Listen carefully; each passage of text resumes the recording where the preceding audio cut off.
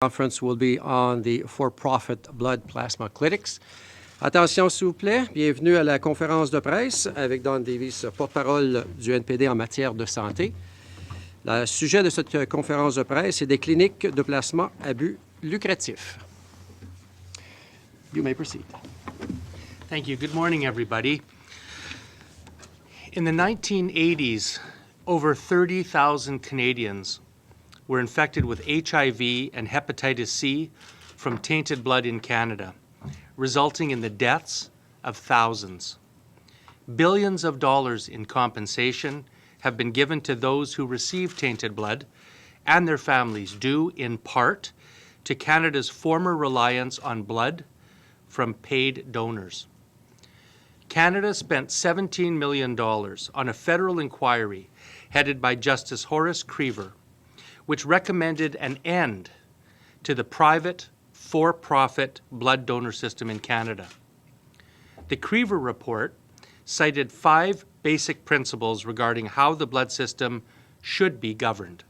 1, blood is a public resource. 2, donors should not be paid. 3, sufficient blood should be collected in Canada so that importation from other countries is unnecessary. 4, access to blood and blood products should be free and universal. And 5, safety of the blood supply system is paramount. Now, these recommendations led to the creation of the highly regulated, non-profit Canadian Blood Services, which runs Canada's blood collection and supply process exclusively from volunteer donors. Yet, this past year, Health Canada gave an operating license to a private blood broker named Canadian Blood Resources to open Canada's first paid donor plasma collection centre in Saskatoon. Canadian Plasma Resources has been clear that it's also looking to open additional clinics in Canada's Western and Atlantic provinces, including New Brunswick and Nova Scotia. Today, it is currently prohibited in Canada to sell blood, organs, tissue, sperm, eggs, or embryos. Quebec has forbidden the sale of human blood or plasma, and Ontario has passed similar legislation. We have these laws in place because we recognize that when you commodify human tissue for sale to the highest bidder, it undermines safety and fundamentally devalues human life. That's why I'm particularly concerned about proposals to locate these private paid plasma clinics in economically challenged neighborhoods. Surely, our federal government can craft a more humane plan for economic development and growth. The Minister of Health, Jane Philpott, has suggested that private clinics are necessary to help Canada become self-sufficient in meeting the demand for plasma products. But the plasma collected by private blood brokers isn't for our use. It's for sale and it's for export. Blood brokers collect plasma to sell and they export it on the world market. And Canadian Blood Services has now been absolutely clear that it will not be purchasing this plasma for use in Canada. Ultimately, the only way to guarantee that you are contributing to Canada's blood supply is to make a voluntary donation to Canadian Blood Services. That's why last winter, I wrote to the Minister of Health to express our concern as New Democrats that paid plasma clinics are being approved by Health Canada in contradiction of well-established evidence and the direct recommendations of Justice Creever. Unfortunately, after receiving the Minister's response this summer, it became clear that my concern was well-founded. The letter contained 3 significant misunderstandings, in fact, outright errors. 1, the Minister stated that the Creever inquiry did not study plasma supply issues. That's false. Plasma supply issues were at the center of the Creever inquiry, including how the plasma was collected and how much was needed to pool it into plasma-based medication, particularly factor 8, the hemophiliac mediation. The demand for plasma and the burgeoning industry for plasma products were all recognized squarely in Justice Creever's report. Second, the minister stated that the World Health Organization supports paying people if it's in the form of a credit card for donating blood. That is false. The WHO does not in any way, shape, or form support paying donors. The WHO updated its guidelines in July of 2016 and continues to advocate for all blood, blood components, and plasma to be donated voluntarily. Finally, the minister stated that safety measures that exist today didn't exist when Justice Creever made his report. Therefore, we shouldn't be concerned about risk to our blood supply system. That's also false. In fact, it's dangerously false. Not only did they exist, but safety measures like viral inactivation and heat treatment had all existed for almost a decade when the Creever report was written. We must never allow history to repeat itself, if we can avoid it. Canadians rely on a blood supply system that puts the public interest first. We cannot, we must not, allow profit to compete with safety in the collection and delivery of Canada's life-saving blood resources. That's why today I'm calling for the Minister of Health once again to put a federal moratorium on licensing private plasma clinics. The Canada Health Act is very clear that it requires all medically essential services to be provided in the public system. I ask you, is blood and blood products, are they medically essential? Absolutely they are, and they should be provided in the public universal system. This is evidence-based policy. It is legislatively required policy. It is sound public health policy, and it is ethical policy. And I call on the Liberal government to act accordingly.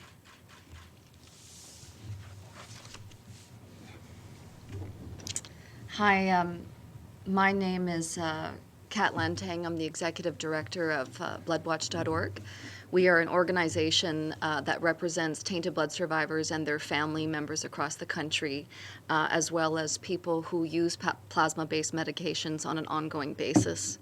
I'm also a Toronto-based artist.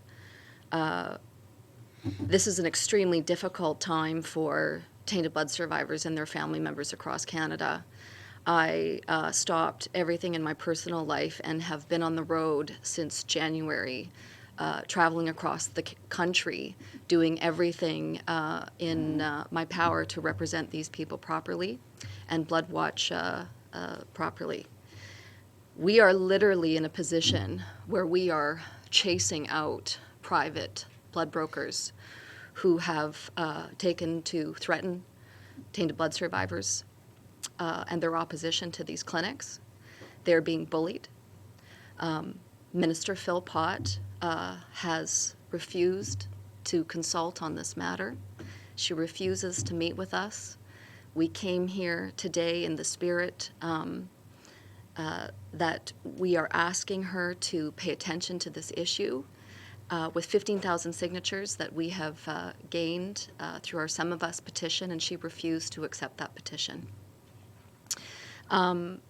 We have a very big problem here. The Ontario government unanimously passed the Voluntary Blood Donations Act in Ontario, specifically because the existence of private blood brokers in our country threatens the safety and security of our public blood system. The clinics had already set up. There were 3 of them. Health Canada had given them the go-ahead. And Ontario moved in to pass a piece of legislation because it was the only way to have them stopped. Quebec has had this ban in place since 1994. I have met with the Alberta Health Minister, Sarah Hoffman, And we have strong indications that Alberta will be making preemptive moves to protect the Canadian blood supply. This is extremely serious. Minister Philpott and the provincial health ministers that are not taking this issue seriously and moving forward with a legislative ban are 100% in a dereliction of their duty as our health ministers. Canadian patients have been lied to.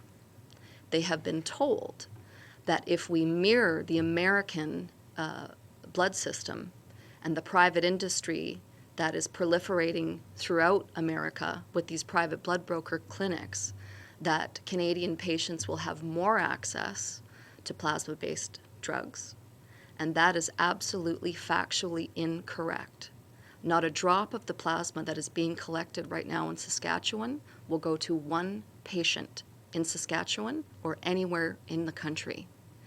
That is very serious. We have to move off of the plasma-based drugs that we are currently importing from America, because if they have a disruption in supply, it puts Canadian patients at risk because they will be vulnerable and not have access to medication.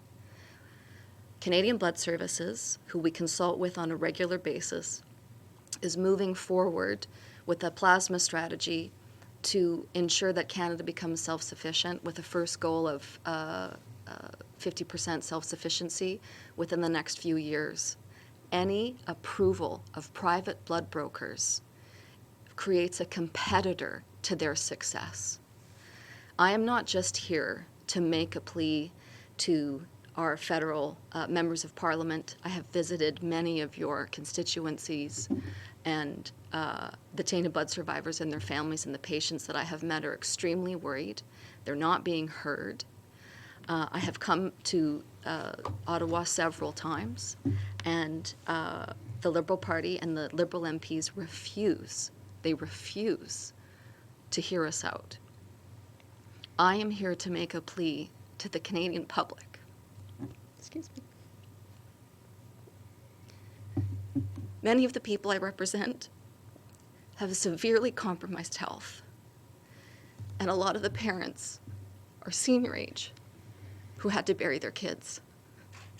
30,000 Canadian families endured the worst public healthcare crisis our country has ever been through, and 8,000 Canadians have died. This is something that is a completely non-partisan issue. These people are owed their dignity, and they're owed their justice. What is happening right now, in our view, is Minister Philpott is trying to tell us that after everything we have lost, that they don't matter, that our history isn't important. And I am begging you to help us make her listen, and so they can be heard in an open, truthful, and transparent manner. I'm an on-the-ground advocate. I know for a fact that this has been a big pharma, heavily lobbied deal that our federal government has made way for, and we have to stop them. I would like to invite you to please go to BloodWatch.org. We have made a province-by-province breakdown. We have explained very clearly that this is both a federal and a provincial issue, and we are asking our elected members of parliament to do their duty and to serve their constituents and to stand up for our Canadian history. I cannot believe that we are going into 2017, which is the 150th birthday of our country, with this facility opened.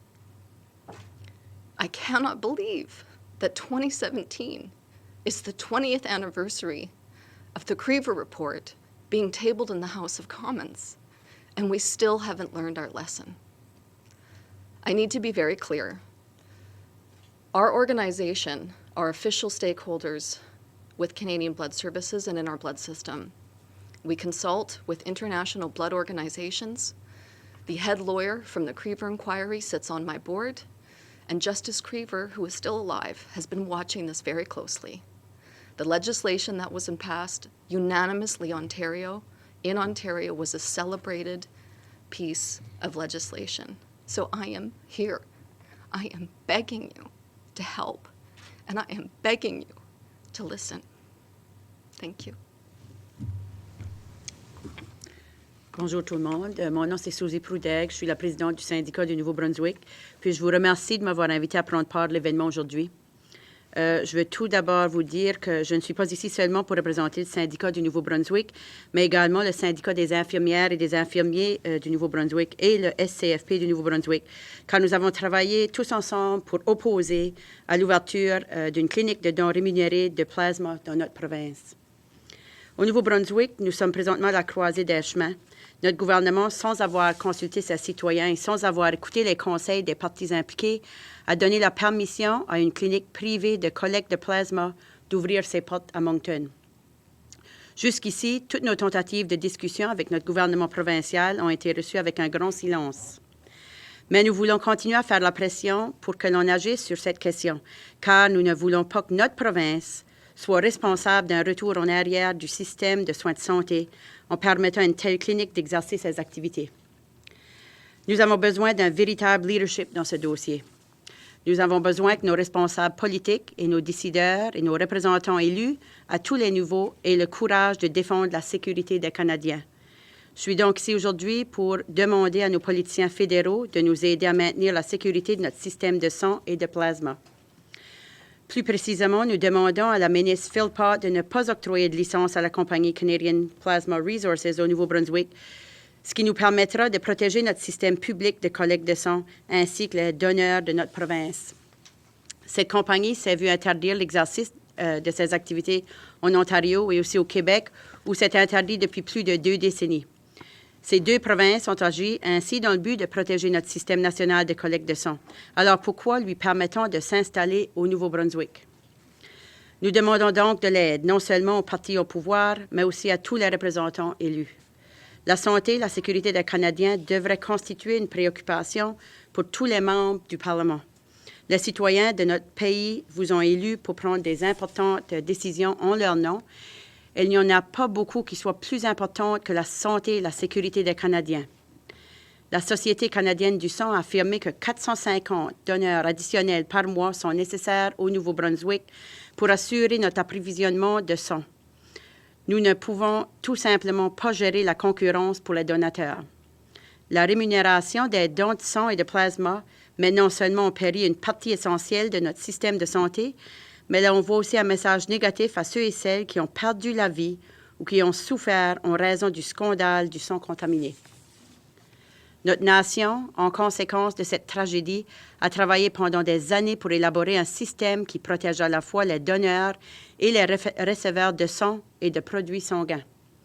Et grâce au rapport Creever et ses recommandations, dont notamment la création de la Société canadienne du sang et l'utilisation de la méthode des dons volontaires, nous avons réussi à éviter une autre tragédie. Nous vous prions de ne pas faire en sorte que ces milliers de vies perdues, cette indicible souffrance et ces leçons tirées de la crise du sang contaminé aient été en vain. Merci.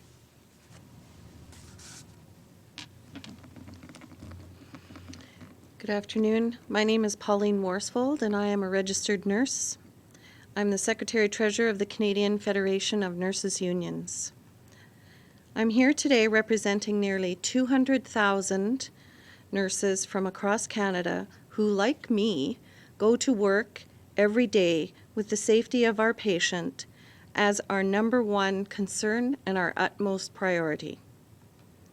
As a nurse, when we administer any kind of treatment to our patients, whether it's a medication, whether it's plasma, whether it's blood, our patients trust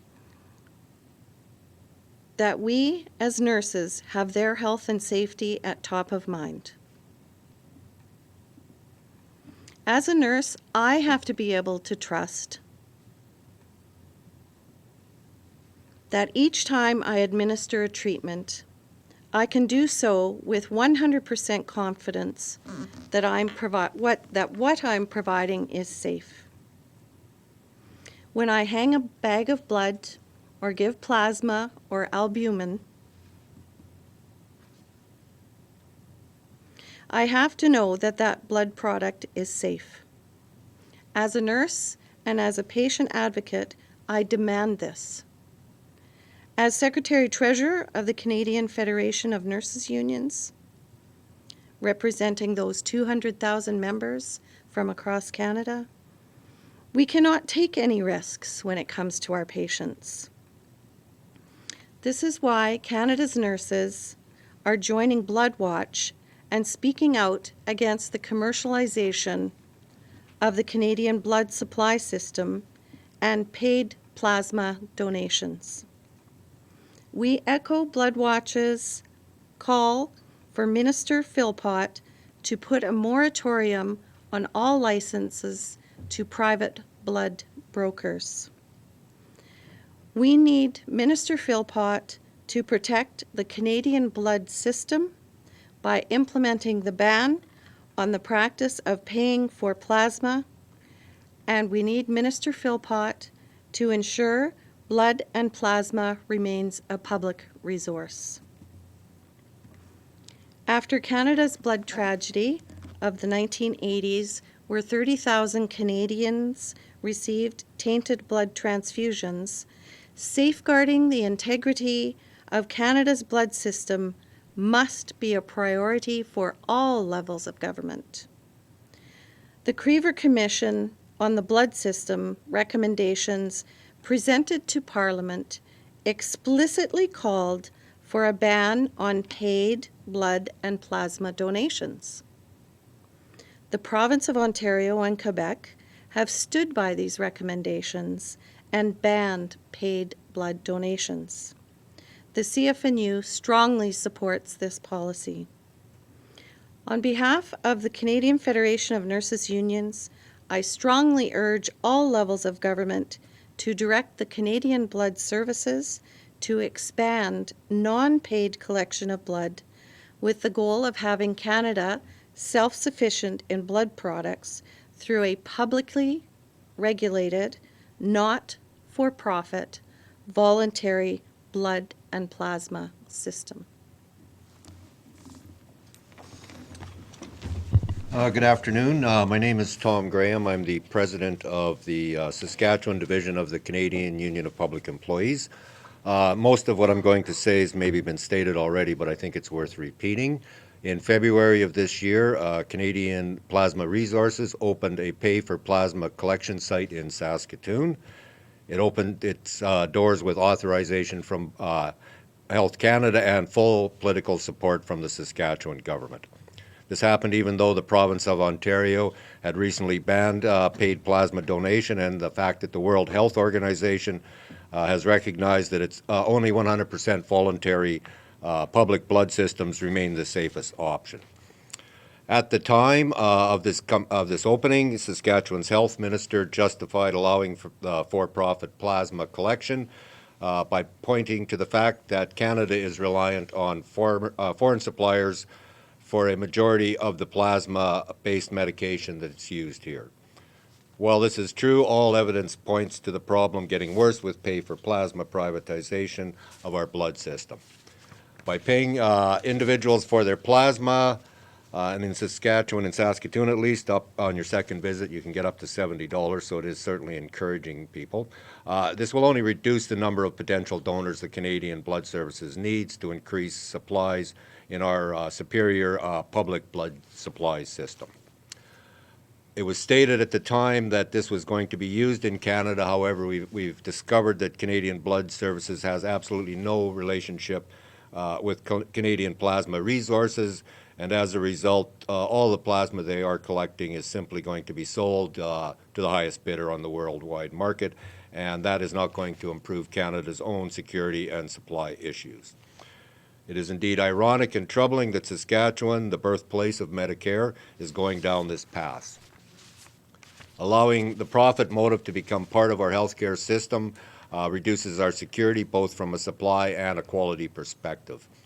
Rather than us sitting back and allowing Saskatchewan and potentially other provinces to head down this slippery slope, the federal government should do the right thing and put a moratorium on plasma for profit, and as importantly, develop a clear plan to improve supplies within our borders. Thank you.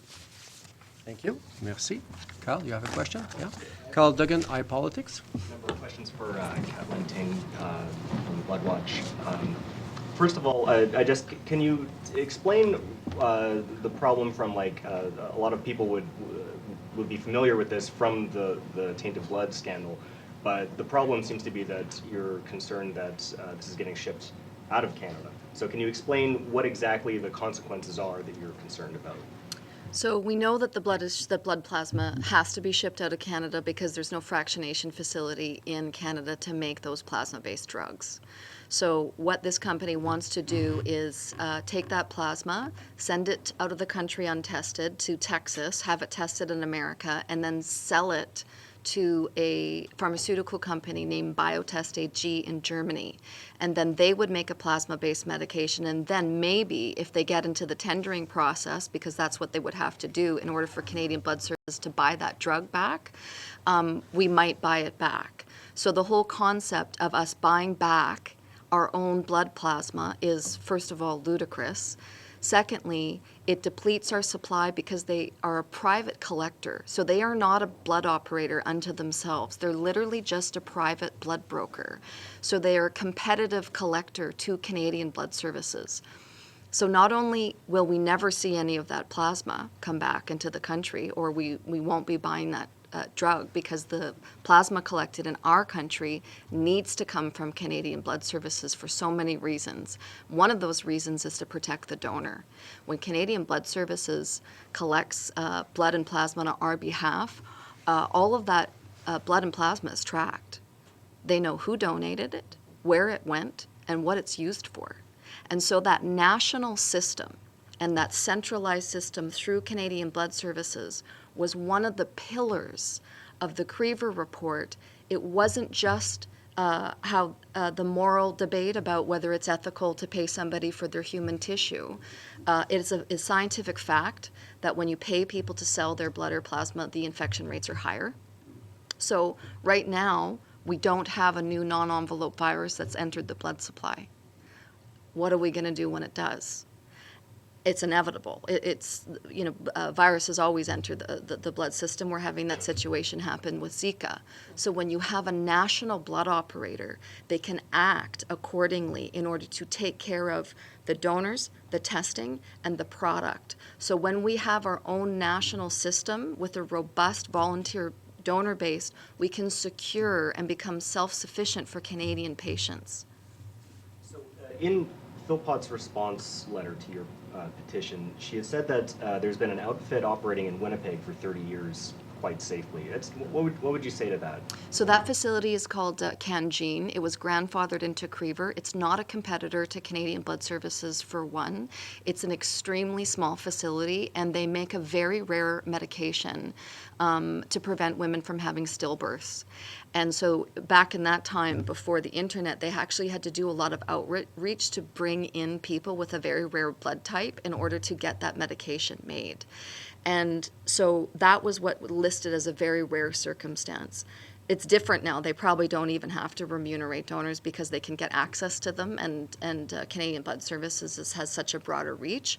It is completely not even a precedent for what is happening right now. What is happening right now is that Big Pharma illegally lobbied our government. None of them registered properly on the lobby registry. They have been in talks with our government since 2009. The trade association that represents all of these big pharmaceutical companies had an official meeting with Health Canada in 2011, which was reported by the CBC in 2013. And they found a loophole in our law. So they discovered that if they could get a license just to operate a collection clinic from Health Canada, they could actually set up a parallel blood system.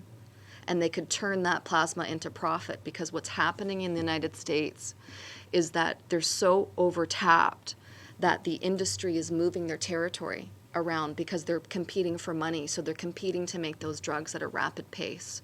And the exploitation that is happening right now en masse in the United States with people who have very compromised health, who are going to sell their human tissue, and we're procuring that plasma from them and then making the drug, is like dancing with a dragon.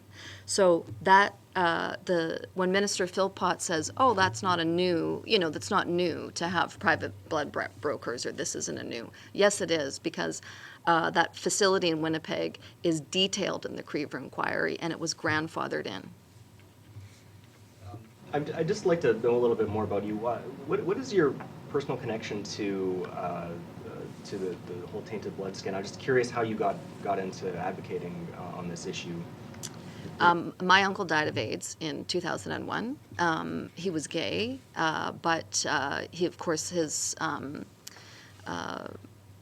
homosexuality was blamed for AIDS, and in the early days for the tainted blood crisis, he was very close. I was one of his caregivers before he died in 2001. He's buried in Caracat in New Brunswick, so they picked the wrong province to go to. And one of our extended family members, who's my godmother's sister, was the first woman who came out. She was HIV positive, and so was her husband, who was a hemophiliac, and she fought very hard for the Creever inquiry, and her husband died just a few weeks after testifying. And so this is a very personal family story to me. I wrote my play Tainted based on the tainted blood crisis, and throughout that research project, I met tainted blood survivors, doctors, lawyers, frontline Red Cross workers, many of whom suffer from post-traumatic stress disorder. And so this is a subject matter that I understand well. I feel a very big obligation to these people, to our fellow Canadians, and I have a very fierce obligation to my extended family and what they fought for. Are you surprised at all of Philpott's stance? Because she's a medical professional, she's a doctor, she would know the issue quite well. That's very difficult because yes and no. And the reason why I say no is, as you know, our health minister in Ontario is also a doctor, and he fully stepped in front of this and didn't allow it. But what people forget is that all of the people during the tainted blood crisis, when it was happening, they were all doctors too. And the assumption was that they were all bad people, and that's not true. They just didn't listen. And when the body count started to rise and the tragedy really started to unfold in Canada, instead of stepping forward and demonstrating some leadership, they all ducked and ran for cover. So I would expect more from Minister Philpott, especially because this is illegal in her province. But I can't say that I'm fully surprised, no. You had one message. I was just going to add that, in my experience, physicians who have a broad array of knowledge of these things don't necessarily know a lot about the origins of the blood and plasma products that they understand as a product, but not necessarily as a policy. I think this is really a question of health policy and science, not so much of physician care. And so I've found that there's can be an alarming amount of misunderstanding among certain physicians about this, because they're simply not educated about this in medical school, or they just assume that the products that they're given, that they're taught about to prescribe, are safe. So this is a deep question of health policy in this country. And I think there's some things that really do prove the adage that an ounce of prevention is worth a pound of cure. And one of the questions I have for the minister is, why would we take a chance? Especially given that our country had a unique experience with those 30,000 people infected.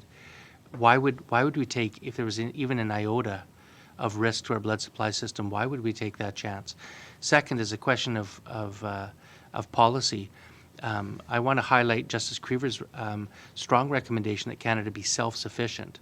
Kat and others, they touched on this issue of the vulnerability that Canada has to foreign suppliers. What happens if there's a shortage of blood plasma, if it's really controlled in the United States and in Europe? But clearly, I think as a matter of policy, us being in control and being self-sufficient in blood products, which we are, by the way, in terms of whole blood. Yes, and fresh plasma. Yeah, so this argument that we can't collect enough plasma in this country without paying for it is belied by the fact that we do that every day with other blood products. We used to have a fractionator or fractionators, I believe, in this country. They were a disaster, though. Yeah. There were problems with them, but they were closed down. And so there's no reason that Canada couldn't, Canadian health policy couldn't promote the building of fractionators in Canada with a strong domestic plasma supply system, voluntarily based in our public system, where we're producing and providing the plasma products for Canadians. We do it for other blood products. We should be doing it for plasma as well. You had said that the Liberals had refused to meet with your group on a number of occasions. I'm just curious, is that since they've been in office? Yes, I mean, we reached out when this issue was in Ontario, to all of the MPs at that time as well. But since they've been in office, they refused to meet. I have tried in every possible way, especially to address their caucuses so we can educate them on the issue. It's an issue that we understand and all the levels of it and the complexities of it, but they just simply won't let us through the door.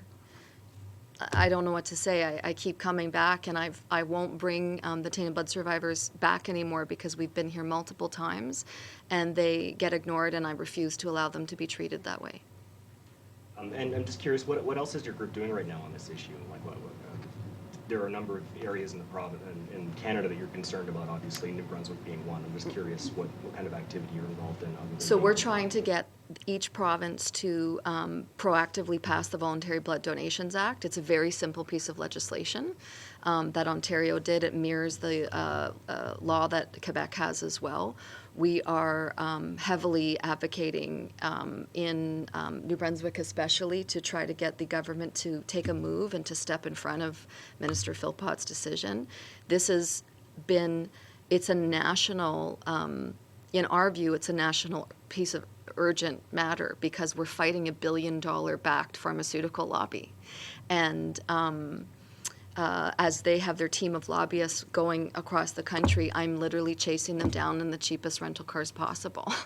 And it's exhausting, but this is a fight that I intend to win, and that people have consistently asked, why are you getting so much help from the Canadian Health Coalition or the New Brunswick Nurses Union or the labor movement or the nurses or anti-poverty groups? And it's because I've called and asked. It's because I have literally just opened the phone book and have been calling any community leader that I can get to back us up, because that is the kind of support we need. I can't be more serious when I say the people that I'm speaking about know the blood system.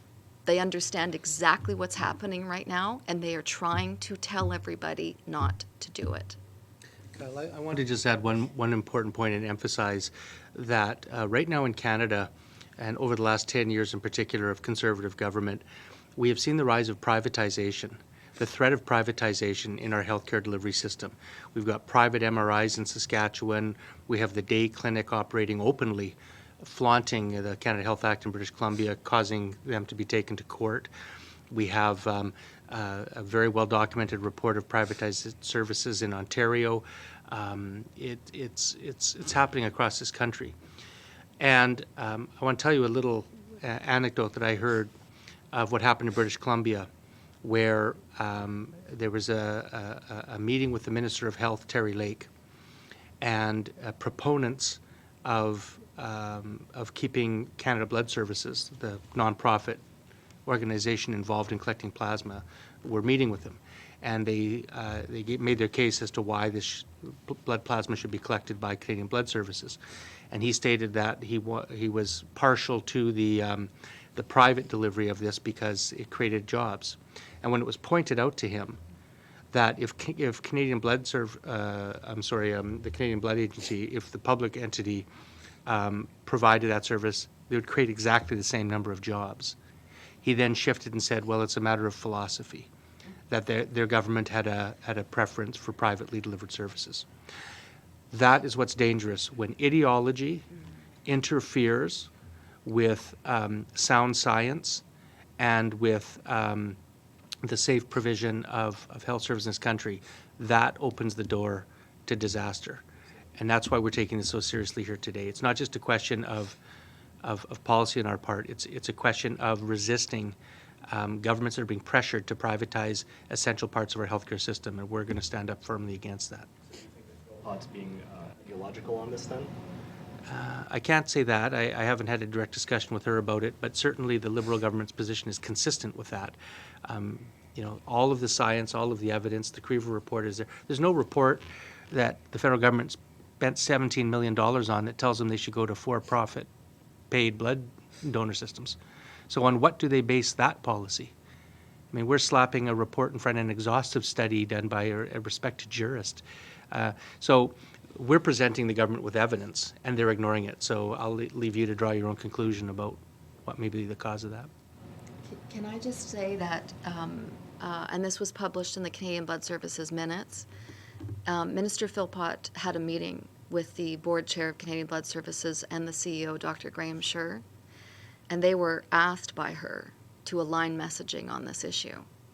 That is extremely problematic. That is direct political interference in running our Canadian public blood system. The federal government does not fund Canadian Blood Services. The provinces and territories do. Health Canada regulates their actual clinics and the safety of the blood product itself. And so there is there's an overreach that's happening, and a step and a very bad decision that has been made that's not, in our view, being made on behalf of the Canadian public. And Justice Creaver's report doesn't stale date. That report is completely current today, and the European Blood Alliance report from 2013 that was released in November of 2013 echoes and mirrors everything from that report in 1997. So that's really fundamentally, when we talk about evidence-based policy, we're talking about material that's also come out very recently. That's all I ask. No more questions, John? Thank you all for your Thank you time. very much. Thank you.